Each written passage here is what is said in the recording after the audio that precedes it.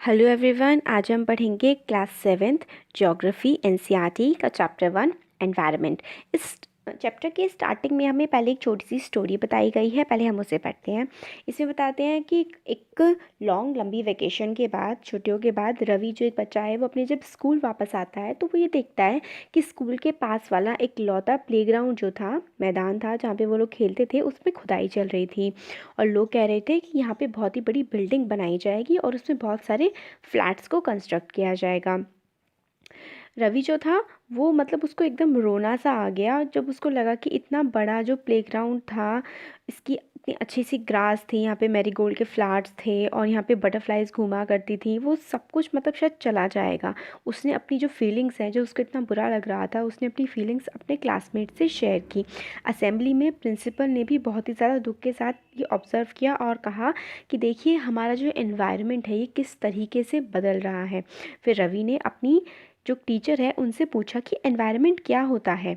फिर उसकी टीचर बोलती हैं कि जो भी चीज़ें हम अपने आसपास देखते हैं वो सब कुछ हमारा एनवायरनमेंट होता है। फिर रवि ने सोचा कि कि हमारी जो स्कूल की बिल्डिंग, टेबल, चेयर, क्लासरूम और इवन वो ओपन फील्ड, सड़क, गार्बेज कचरा, हमारे फ्रेंड्स, सब कुछ एनवायरनमेंट का पार्ट है। तो टीचर ने कहा हाँ, ये सब कुछ एनवायरनमेंट का पार्ट है, मगर वेट करो, कुछ सम ऑब्जेक्ट्स हैं जो नेचर क्रिएट करती है, जो प्रकृति ने बनाए हैं, नेचर ने बनाए हैं, जैसे कि माउंटेन्स, रिवर्स, ट्रीज और एनिमल्स, पहाड़, नदियाँ, पेड़ और जानवर। और कुछ जो एनवायरनमेंट की चीज़ें हैं वो मैन मेड हैं, इंसान ने बनाई हैं, जैसे कि सड़कें, कार्स, कपड़े और किताबें। फिर तो टीचर बोलती हैं, इस बुक में आगे बोला गया है कि हमें पेयर्स में वर्क करना है और एक लिस्ट बनानी है क्लासमेट के साथ मिलके कि कौन कौन सी चीज़ें ये देखनी है कि नेचर की बनाई हुई हैं, कौन कौन सी चीज़ें ह्यूमन मेड हैं। फिर रवि, परमजीत, जैसी, मुस्तफ़ा, आशा, ये काफ़ी एक्साइटेड हो जाते हैं बच्चे और फिर लिस्ट बनाते हैं कि एनवायरनमेंट किस तरीके से चेंज हो रहा है। इकबाल बोलता है, फिर वो कहते हैं कि it's all because of our needs, ये इसलिए एनवायरनमेंट में इतने सारे चेंजेस आ रहे हैं क्योंकि हमारी ज़रूरतें पूरी करने के लिए हम अपने एनवायरनमेंट को इतना चेंज कर रहे हैं। फिर इसमें लाइस ये साइड में जो ब्लू बॉक्स है इसमें दिया गया है, environment is our basic life support system. It provides the air we breathe, water we drink, food we eat and the land where we live. Environment जो है वो हमें अपनी लाइफ की सारी ज़रूरतें पूरे करने के लिए जो भी चीज़ें चाहिए होती हैं हमें वो देता है। जैसे हवा देता है जिससे हम सांस लेते हैं, पानी देता है जो कि हम पीते हैं, खाना देता है जो हम खाते हैं, और लैंड, ज़मीन देता है जिसके ऊपर हम रहते हैं। मगर जो ह्यूमंस हैं वो एनवायरनमेंट को इतना ज़्यादा चेंज करे जा रहे हैं। कार में से जो धुआं निकलता है उससे पोल्यूशन होता है, वाटर को जो हम पॉट में कलेक्ट करते हैं, फूड सर्व करते हैं वेसल्स में, फैक्ट्रीज से, इन हर चीज़ से ना इंसान किसी ना किसी वे में एनवायरनमेंट में पोल्यूशन फैला रहा है। ह्यूमन बींग्स ने कार्स, मिल्स, फैक्ट्रीज, ये सारी की सारी चीज़ें बनाई हैं, एनवायरनमेंट को बहुत ज़्यादा मॉडिफाई कर दिया है, बदल दिया है। फिर कंपोनेंट्स ऑफ एनवायरनमेंट हमें आगे बताते हैं। पिक्चर बहुत अच्छी है, एग्जाम्स में आप बना सकते हैं, एक्स्ट्रा बेनिफिट मिलता है। स्पेशली यूपीएससी के एग्ज़ाम में अगर ये इस टाइप की पिक्चर बनाएंगे, जैसे कि कंपोनेंट ऑफ एनवायरनमेंट, फिर ऐसे एरो लगा के नेचुरल, ह्यूमन मेड। फिर नेचुरल में क्या क्या आते हैं, air, water, land, living things, है ना। एयर क्या होता है, एयर कहाँ पर होता है, एटमॉस्फेयर में हम नेक्स्ट चैप्टर में पढ़ेंगे।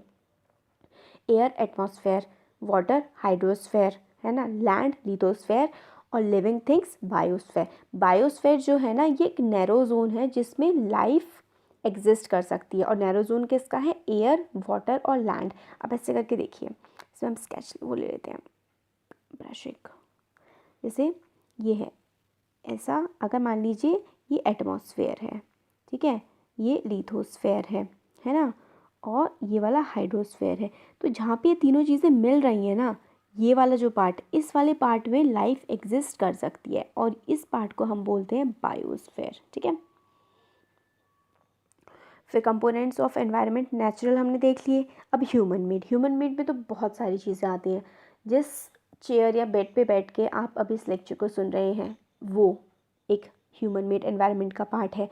पार्क्स जिसमें आप खेलने जाते हैं, बस से आप ट्रैवल करते होंगे, स्कूल जाते होंगे, बिल्डिंग्स जिस घर में आप रह रहे हैं, इंडस्ट्रीज़, बहुत सारी चीज़ें जो आसपास आपके रूम में आप नज़र डालेंगे तो मोस्टली सारी चीज़ें आपको ह्यूमन मेड ही मिलेंगी।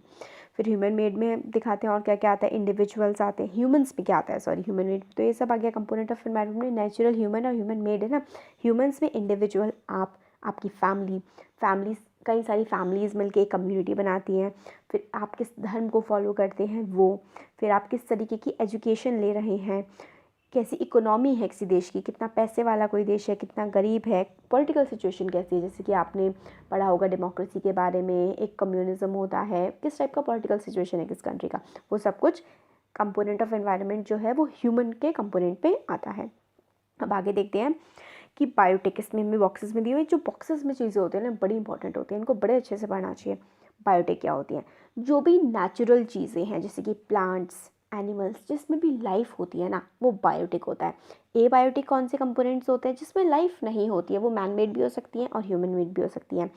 जैसे कि लैंड हो गया, ए बायोटिक कंपोनेंट है, वाटर हो गया, एयर हो गई, ये सारे के सारे ए बायोटिक कंपोनेंट्स हैं। ठीक है, अब इसमें हमें ये बोलते हैं कि एक एनवायरनमेंट की डेफिनेशन बताते हैं कि क्या है, people, place, things, nature that surround any living organism is called environment. आप लिविंग ऑर्गेनिज्म है, आपको जितनी भी चीज़ों ने सराउंड किया हुआ है ना, वो आपका एनवायरनमेंट है। ये क्या है, ये कॉम्बिनेशन है नेचुरल और ह्यूमन मेड फिनोमिना का। तो एनवायरनमेंट क्या है, जो आपके आसपास चीज़ें हैं, एक ह्यूमन लिविंग बीइंग के आसपास जो भी चीज़ें होती हैं वो एक एनवायरनमेंट होता है। और एनवायरनमेंट किसका कॉम्बिनेशन होता है, जो भी नेचुरल चीज़ें हैं और जो भी ह्यूमन मेड चीज़ें हैं, उसका जो कॉम्बिनेशन होता है उसको हम एनवायरनमेंट। और हमने बायोटिक के बारे में तो इसमें पढ़ ही लिया है। फिर ह्यूमन, मतलब फिर आगे यही है इसमें। अब नेचुरल एनवायरनमेंट में क्या क्या आता है, जैसे हमने अभी पीछे देखा था कि लिथोस्फेयर, एटमॉस्फेयर, बायोस्फेयर, ये सारी चीज़ें, तो वो अब हम पढ़ते हैं। लिथोस्फेयर क्या होती है, जो जिस ज़मीन पे आप खड़े होते हैं ना, मिट्टी वाला जो पार्ट है, जो आपको मिट्टी दिखती है, प्ले ग्राउंड में खेलते हैं, वो क्या है, वो एक लिथोस्फेयर है। जितनी भी बिल्डिंग्स, बसेस, जो भी कुछ चल रहा है ना, वो सब कुछ लिथोस्फेयर पे ही चल रहा है। तो लिथोस्फेयर क्या है, सॉलिड क्रस्ट और the top most layer of the earth, earth की सबसे ऊपर की लेयर, या फिर हम उसको सॉलिड क्रस्ट कह सकते हैं, जो बनी हुई है पत्थरों से, मिनरल से और एक मिट्टी की थिन लेयर से, उस पर कवरिंग हो रखी है। इरेगुलर सरफेस है, क्योंकि माउंटेन्स भी होती हैं, प्लेट्यूज होती है। कि माउंटेन क्या होती है, माउंटेन तो नॉर्मली पहाड़ होते हैं, पठार क्या होते हैं, प्लेट्यूज क्या होते हैं, वो माउंटेन से जनरली छोटे होते हैं, उनका जो बेस होता है ना वो काफ़ी चपटा सा होता है, तो वो प्लेट्यूज होते हैं। प्लेन्स मतलब बिल्कुल समतल ज़मीन होती है, जैसे कि आप रोड पे चलते हैं, प्लेन रोड होती है, वो भी एक प्लेन का एग्जाम्पल है। वैलीज मतलब घाटियाँ, माउंटेन्स के से एक तरफ पहाड़ है, दूसरी तरफ लोग रह रहे हैं, तो जहाँ पे लोग रह रहे हैं वो होती हैं वैलीज। तो ये सारी की सारी चीज़ें लिथोस्फेयर का पार्ट होती हैं। Lithosphere are found over the continents and also, sorry, landforms are found over the continents and also on the ocean floors. Landforms जो है वो कॉन्टिनेंट्स पे भी मिलते हैं और ओशंस फ्लोर पे भी मिलते हैं। लिथोस्फेयर एक ऐसा डोमेन है जो प्रोवाइड करता है हमें, फॉरेस्ट हमें देता है, ग्रासलैंड्स देता है, घास होती है जहाँ पे पक्षी जो है ना, बफलोज, काउज वगैरह, ये लोग चरते हैं, ग्रेजिंग करते हैं, ह्यूमन एग्रीकल्चर करते हैं और अपनी सेटलमेंट्स बनाते हैं। ये होता है हमारा लिथोस्फेयर। अब हाइड्रोस्फेयर क्या होता है, जो भी पानी से रिलेटेड चीज़ें होती हैं, जैसे ओशंस हो गया है ना, लेक्स हो गई, ये सारा का सारा जो है, रिवर्स, ये हाइड्रोस्फेयर का पार्ट है। और ये बहुत ही ज़रूरी है हमारे एग्जिस्टेंस के लिए। बिना पानी के तो ऑलमोस्ट 80% चीज़ें हम अपनी लाइफ की कर ही नहीं सकते हैं, है ना, बिना पानी के तो रह भी नहीं सकते। तो जितनी भी पानी वाली चीज़ें हैं वो कॉन्स्टिट्यूट करती हैं हाइड्रोस्फेयर। एटमॉस्फेयर क्या है, एक थिन लेयर है एयर की, जो पूरी हमारी अर्थ को सराउंड किए हुए हैं। हम जो सांस लेते हैं, हवा है ना, ऑक्सीजन, ये सारा का सारा जो पार्ट है ये एटमॉस्फेयर का पार्ट है। और जो ग्रेविटेशनल फोर्स है अर्थ की, वो एटमॉस्फेयर को होल्ड करके रखती है अर्थ के पास, और ये हमें प्रोटेक्ट करती है हार्मफुल रेज से, जो सन से आ रही हैं, और सन की बहुत तेज़ जो हीट आती है ना, गर्मी आती है, उससे भी हमको प्रोटेक्ट करती है। नंबर ऑफ़ गैसेस होती हैं, डस्ट होती हैं और वाटर वेपर होती हैं एटमॉस्फेयर में। तो एटमॉस्फेयर के कॉन्स्टिट्यूएंट्स क्या क्या क्या, मतलब एटमॉस्फेयर किस किस चीज़ों से बना हुआ है, बहुत सारी गैसेस हैं, जैसे कि oxygen, carbon dioxide, nitrogen, argon वगैरह, डस्ट प्लस वाटर वेपर, इन सब चीज़ों से मिलके एटमॉस्फेयर हमारा बना हुआ है।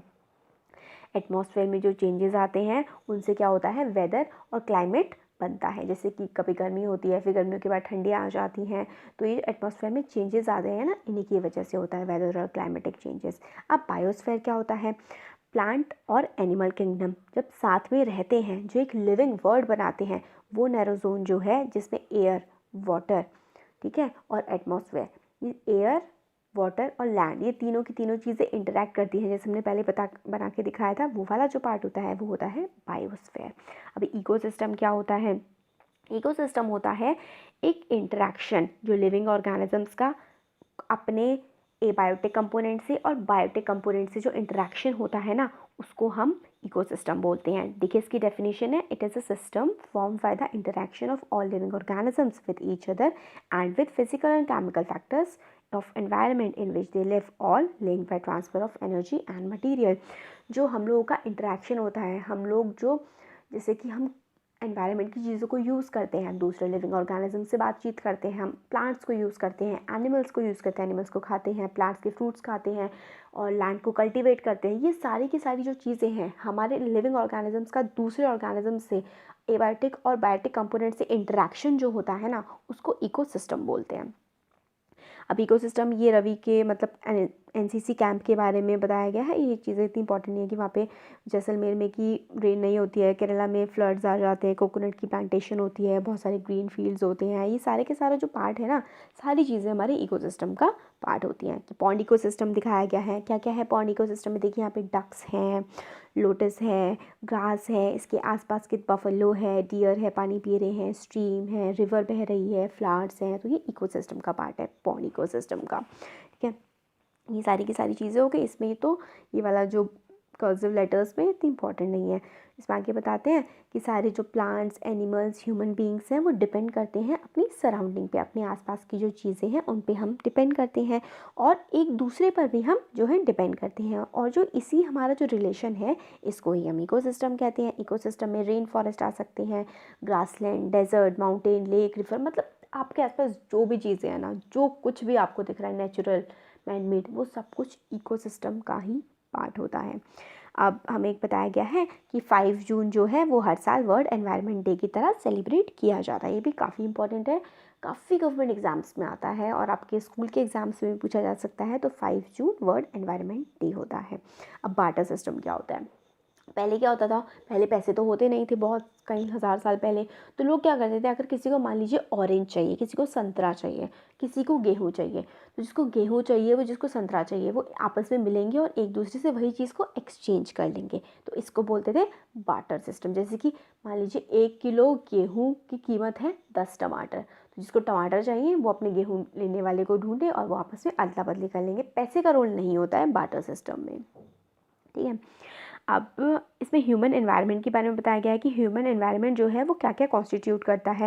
ह्यूमन एनवायरनमेंट में देखिए सब कुछ आ जाता है, हमारे आसपास जितनी भी चीज़ें हैं। ह्यूमन बीइंग बहुत सारी चीज़ों से इंटरेक्ट करता है, हम अपने एनवायरनमेंट को मॉडिफाई करते हैं, हम जहाँ रहते हैं अपने चेंजेस के अकॉर्डिंग अडेप्ट भी करते हैं, वहाँ पे रहना भी सीखते हैं। पर धीरे धीरे क्या हो रहा है, टाइम के साथ ह्यूमन की जो नीड्स हैं, हमारी ज़रूरतें हैं, वो बहुत ज़्यादा बढ़ती जा रही हैं और बहुत डिफरेंस भी आ रहा है। फिर टाइम के साथ पहले की अगर हम बात करें सदियों पहले, उससे धीरे धीरे हम लोगों ने क्रॉप्स को उगाना सीखा। क्रॉप्स उगाना सीखने के बाद हम लोगों ने पालतू जानवरों को मतलब जानवरों को पालना सीखा।